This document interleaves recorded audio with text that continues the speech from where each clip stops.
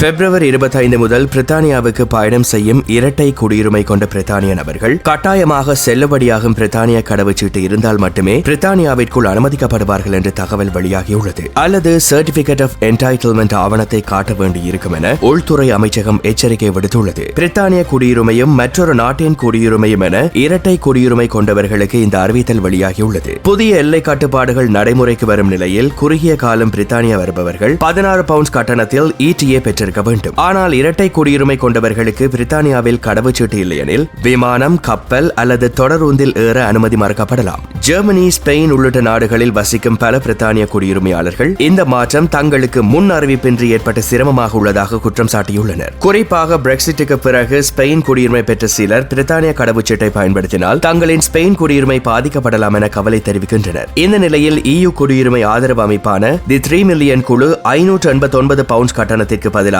குறைந்த செலவில் ஒரு முறை அனுமதி வழங்கும் முறையை அறிமுகப்படுத்த அரசு நடவடிக்கை எடுக்க வேண்டும் என கூறியுள்ளது. உள்துறை அமைச்சகம் இது பயணத்தை இலகுவாகவும் பாதுகாப்பாகவும் மாற்றும் டிஜிட்டல் திட்டத்தின் ஒரு பகுதியாகும் என விளக்கமளித்துள்ளமை குறிப்பிடத்தக்கது.